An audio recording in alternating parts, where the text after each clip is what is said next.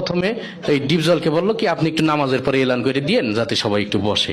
তাই ডিপজল নামাজের পরে তার মতো করে এলান করতেছে এইভাবে, ইনশাল্লাহ ভাই বাকি নামাজের পরে মসজিদ ইমানে কিনের কথা হইব, ওই মুসল্লি তোরা গলতে ববি, নাইলে কিন্তু সান্ডে মান্ডে কলজ করে দিব, কয়া দিবা লাছি।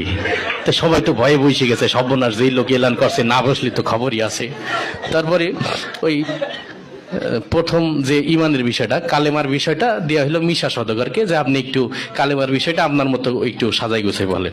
তাই মিশা সওদাগর কালেমার বিষয়টা বলতেছে এইভাবে, আমরা দু চোখে যা কিছু দেখি আর না দেখে সব আল্লাহ সৃষ্টি মাখলুক। মাখলুক কিছু করতে পারে না আল্লাহর হুকুম ছাড়া, আর আল্লাহ সব কিছু করতে পারে মাখলুক ছাড়া। তাই যাই হোক সে তার মতো করে বলে গেল। তারপরে নামাজের বিষয়টা ডিপজলকে আবার দিল, যে আপনি একটু নামাজের বিষয়টা আপনার মতো করে বুঝাই বলেন। তাই ডিপজল নামাজের বয়ানটা করতেছে এইভাবে, ওই আল্লাহ রসুল যেমতে যেমতে নামাজ পড়ছে আর সাহাবি শিখাইছে অমতেই নামাজ পড়তে হইব, বোঝো নাই মাসলাডা দুধু খা, ওই মৌসাব নামাজ শিখাই দিবি। যাই হোক সে তার মতো করে বললো। তারপরে জিকিরের বিষয়টা দিয়ে হলো কাবিলাকে, যে আপনি একটু আপনার মতো করে কি জিকিরের বিষয়টা একটু বুঝাই বলেন।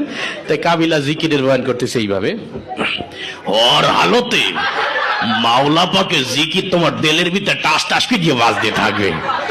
জিকির হইলে যদি তুমি কবরের ভিতরে হান্দাই পারো তাইলে তো বাইসি গেলা, আর জিকির না হইলে কবরে হান্দাইলে ফেরেশতারা তোমার 14 শিখের ভিতরে হান্দাই দেবে। যাই হোক সে তার মতো করে বলে গেল। তারপরে একরামুল মুসলিমিন, মুসলমান পরস্পর হৃদ্যতা ভালোবাসা, এটা দিয়ে হইলো নায়ক ওমর সানিকে। তো ওমর সানি তার মতো করে বুঝাই বলতেছে এইভাবে, একজন মুসলমান আরেকজন মুসলমানের দুঃখ কষ্ট ভাগাভাগি করে নেওয়ার নাম একরামুল মুসলিমিন। চৌধুরী সাহেব, আমরা গরিব হতে পারি, আপনার মতো বদদিন নই। আমি গত মাসেও 3 তিল্লা দিয়েছি। যাই হোক সে তার মতো করে বললো। এরপরে ওই সহিনিয়ত, আমরা যা কিছু করবো একমাত্র আল্লাহকে রাজি খুশি করার জন্য করব, এটা দেওয়া হইলো নায়ক মান্নাকে। মরহুম মান্না এসে তার বয়ানটা করতেছে এইভাবে, আমরা যা কিছু করব পৃথিবীর কোনো মানুষকে খুশি করার জন্য করব না, সবকিছু আল্লাহকে রাজি খুশি করার জন্য করব। যাই হোক সে তার মতো করে বলে গেল।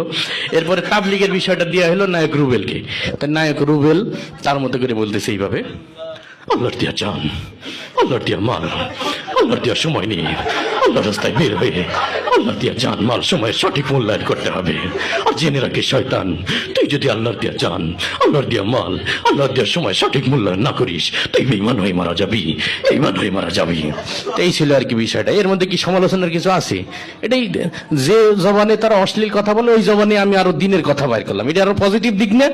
তো এটাই আর কি, একটু বিনোদন হইলো, সাথে আমরা যাদের কণ্ঠ থেকে অশ্লীল ডায়লগ শুনে অভ্যস্ত তাদের কণ্ঠ থেকে আমরা একটু সুস্থ মানে দিনের কিছু কথা শুনলাম। এটাই, সবাইকে অনেক অনেক ধন্যবাদ।